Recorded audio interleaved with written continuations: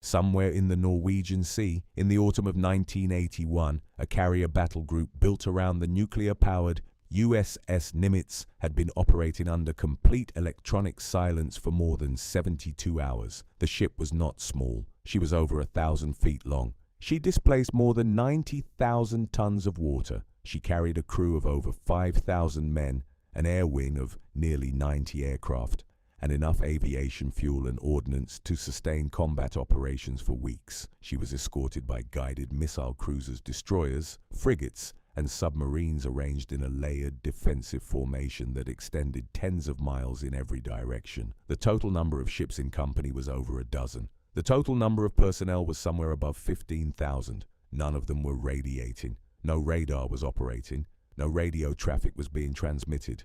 When aircraft launched, they flew at low altitude for 50 to 75 miles before climbing, so that any Soviet sensor tracking the horizon for the telltale signature of aircraft climbing from a carrier deck would see them appear at a point that gave nothing away about where the ship actually was. The Nimitz was maneuvering in response to intelligence about the orbital schedule of Soviet radar satellites, presenting her narrowest radar cross-section at the moments when the satellites were overhead. She was talking to her escorts and to her aircraft by satellite uplink, a narrow beam pointed away from the ocean surface, essentially impossible for Soviet signals intelligence to intercept. The Soviet Navy, which had spent 20 years and enormous resources building a system specifically designed to find this ship, was searching the Norwegian Sea with everything it had, and it could not find her.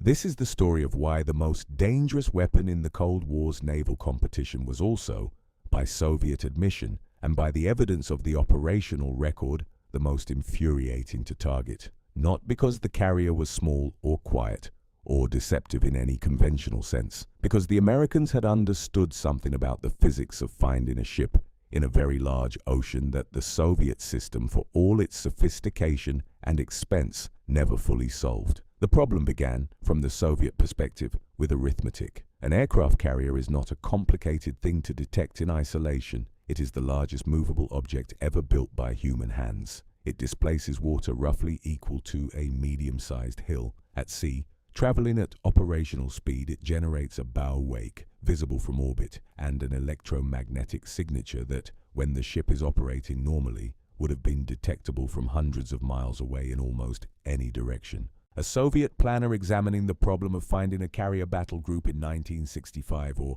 1970 or 1975 would have been entirely justified in concluding that the basic detection problem was, in principle, solved. The Atlantic Ocean covers 31 million square miles. The Norwegian Sea, where American carriers operated most aggressively under the forward strategy of the 1980s, is considerably smaller, but still measured in hundreds of thousands of square miles of open water, with weather that routinely ran to heavy fog, 30-foot seas, and precipitation that degraded the performance of every sensor the Soviet Navy had developed to search it. To find a specific ship in that ocean, moving at speeds up to 30 knots in any direction it chose, the Soviet system needed to do several things in sequence. It needed to detect the group, which meant one of its sensors, satellite, aircraft, surface ship, or submarine, had to acquire a contact. It needed to classify that contact correctly, establishing that the large radar return or the pattern of electromagnetic emissions corresponded to a carrier battle group and not to a merchant convoy or a decoy. It needed to transmit that information in near real time to the strike assets, the bomber regiments, the submarines, the surface ships that would execute the attack. And it needed to keep continuous track of the group until those assets arrived on station and fired, because a carrier moving at 30 knots can be 30 miles from its last known position in an hour, and 30 miles is enough to send a salvo of anti-ship missiles into empty ocean. Every one of those steps was harder than Soviet doctrine had initially assumed. Admiral Sergei Gorshkov had understood from early in his 30-year tenure as Commander-in-Chief of the Soviet Navy. He was appointed in 1956 by Nikita Khrushchev and served until 1985, that the American aircraft carrier was the primary threat the Soviet Navy was built to counter. American carriers had been able to strike Soviet cities with nuclear weapons from the early 1950s onward. The succession of carrier aircraft modified for nuclear delivery, the A.J. Savage, the A-3D Sky Warrior, the A-3J Vigilante, meant that forward-deployed carrier battle groups in the Norwegian Sea and the Mediterranean posed the same strategic threat to Moscow that Soviet ballistic missiles posed to Washington. Gorshkov's navy was built at its core to solve one problem: find those carriers and kill them before their aircraft could launch. The Soviet solution was architectural and multi-layered and, in design, imposing.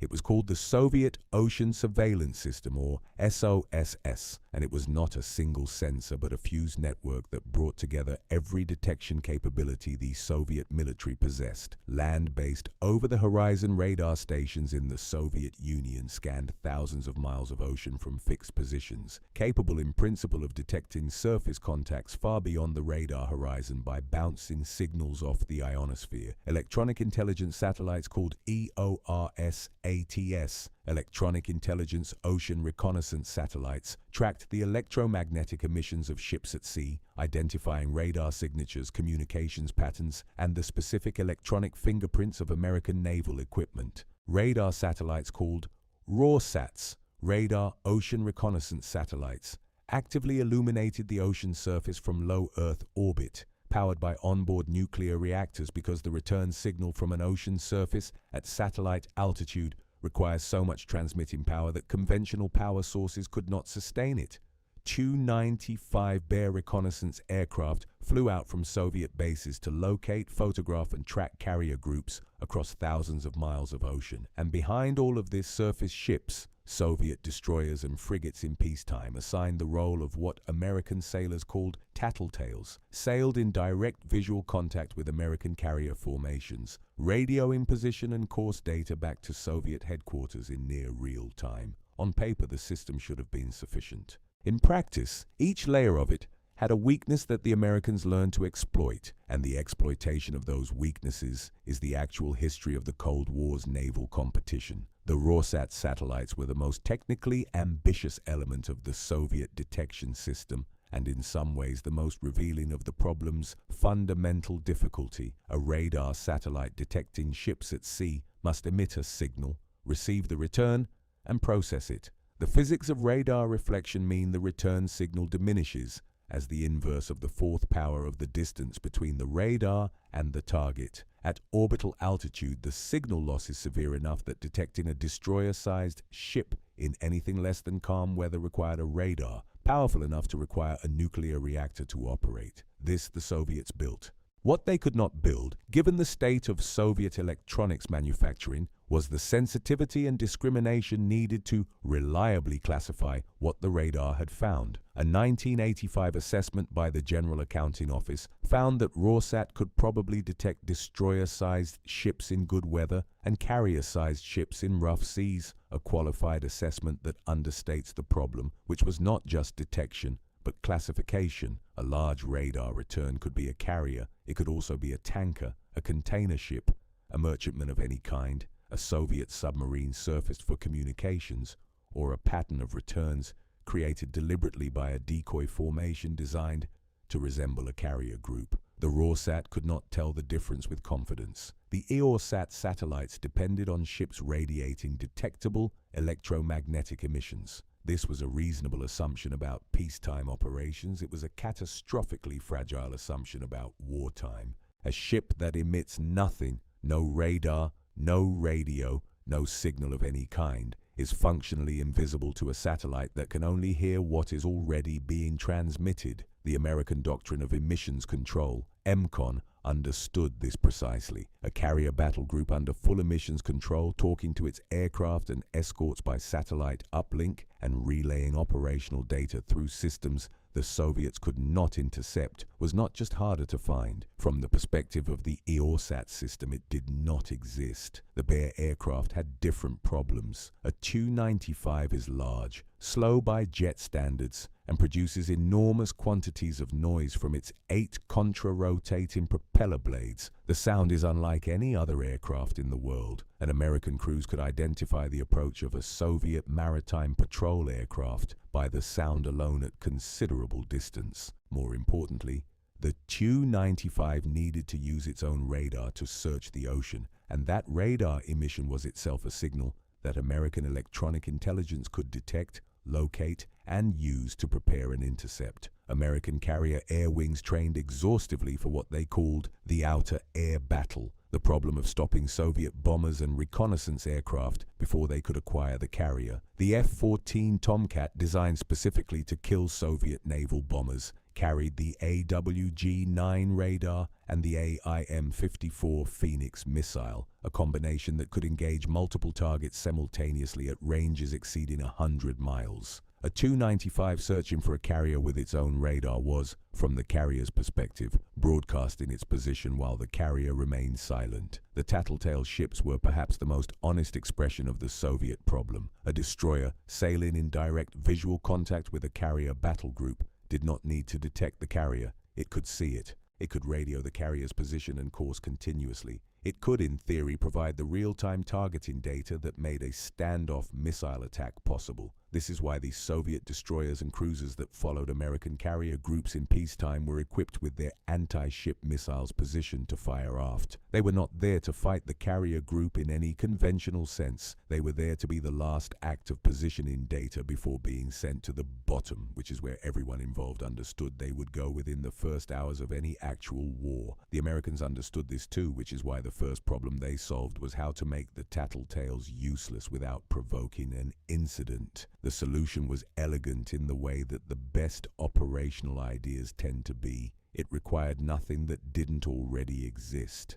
It required only discipline and speed. The technique worked like this. A carrier group traveling at normal operational speed with its escort of cruisers and destroyers arrayed around it would note the position of the Soviet tattletale, usually a Kinder or Kashin-class guided missile vessel, maintaining position on the carrier's quarter. At a designated moment, while continuing normal flight operations, the carrier would increase speed to maximum and alter course sharply, detaching one of its own escorts to stay behind in the tattletale's vicinity. The escort would remain visible using normal radar and radio emissions. The tattletale would track the escort, the carrier, having disappeared at 30+ knots into the fog, and the horizon would go to full emissions control and simply keep moving.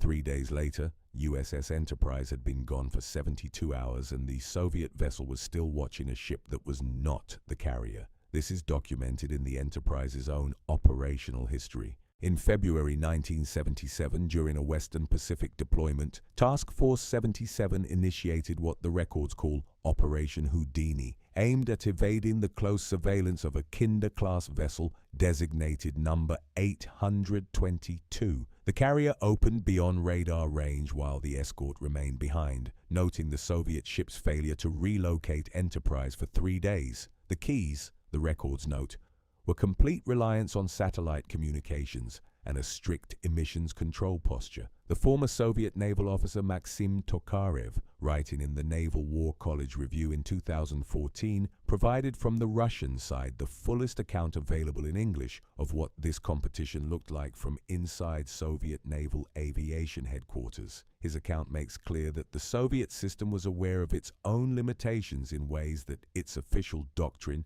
did not acknowledge. He records that Soviet bomber commanders always preferred targeting data provided by airborne reconnaissance assets, by scout aircraft that had actually seen the carrier group, over data from surface ships or satellites, because the scouts could verify what they had found. Data from the tattletale ships was considered a secondary and less preferred source. The satellites, despite the enormous investment they represented, generated no great trust for actual targeting purposes. The reason for this distrust was practical, and it was understood clearly by the officers who would have ordered the attacks. Tokarev records the expected attrition rate for a single bomber raid against a carrier group, as high as 50% regardless of whether the target was successfully struck. An air division of up to 100 bombers might be dispatched against a single carrier. A third of Soviet naval aviation's strike capacity might be committed in a single engagement. That is not a commitment any commander makes on uncertain intelligence. The requirement for confidence, for a recent, reliable, visually confirmed position of the carrier before committing an entire bomber division, was a direct function of how expensive a mistake would be, and the problem was that by the time a raid reached firing position, the carrier's last confirmed position was often hours old and potentially many miles wrong. The American carriers did not make this easier. The forward maritime strategy of the 1980s, developed under Secretary of the Navy John Lehman and given institutional expression in the Navy's maritime strategy of 1986, explicitly sent carrier battle groups into the waters the Soviet Navy considered its operational rear areas. The Norwegian Sea, near the Kola Peninsula where the Northern Fleet's ballistic missile submarines were based, and the Northwest Pacific near Kamchatka. In massive exercises with names like Norpak 82 and Fleet-X 83, the latter a three-carrier exercise in the Northern Pacific in the spring of 1983, described by the commander of U.S. Pacific Forces as the largest fleet exercise since World War II, American carriers demonstrated that they could operate effectively in the most hostile weather and most contested waters on Earth, within strike range of Soviet territory while remaining unfound. The exercises were not just training, they were messages, delivered in the language that military institutions understand best. Soviet Northern Fleet commanders could see from their own intelligence assessments that American carrier aircraft, operating from positions American carriers had proven they could reach and maintain, could strike the primary bases of the Soviet nuclear submarine fleet, the fleet whose survival was the basis of Soviet second strike nuclear deterrence. The submarines that would remain to strike back if the Soviet homeland were attacked. Those submarines lived in bases that carrier aircraft could hit if the carriers could get there,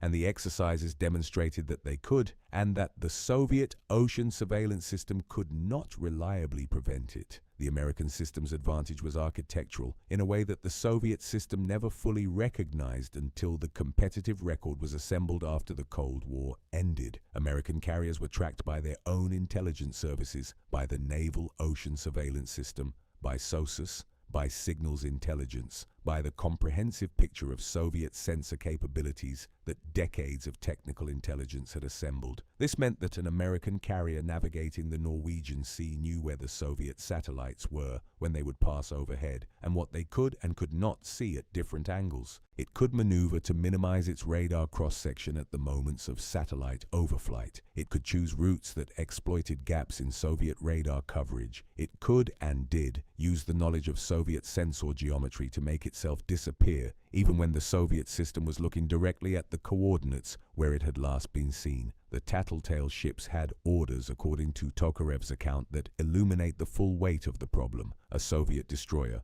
or frigate maintaining direct visual contact with an American carrier would, at the moment war was declared, or when specifically ordered, transmit the carrier's position by radio and then use its guns to shell the carrier's flight deck, not to destroy the carrier, which was beyond any surface ship's ability, but to disrupt the launch of already prepared aircraft, to buy the incoming missile salvos a few minutes of extra time, to justify the ship's existence in the engagement at the moment of its own destruction.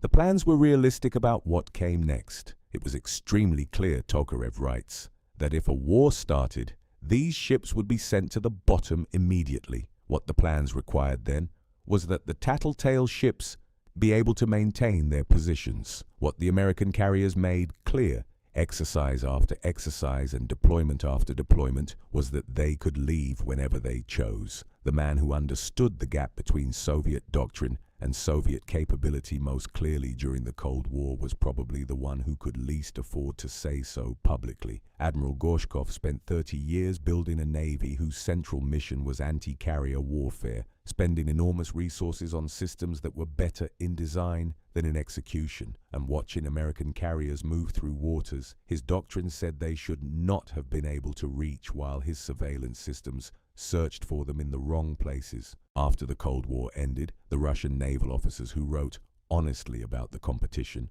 Tokarev's article is the most cited example, were consistent about what the operational records showed. The targeting problem had never been solved. The system that should have found the carriers reliably in the conditions that actually prevailed had not found them reliably in the conditions that actually prevailed. The gap between what the SOSS was designed to do and what it could do in adverse weather, under emissions control, against a force that knew the orbital schedules of Soviet satellites and maneuvered accordingly, was a gap that the technological investment never fully closed. The proof of this is in the operational record itself. Carriers that should have been easy to find, enormous, radiating, escorted by dozens of ships, operating in known strategic areas, were not found for days at a time.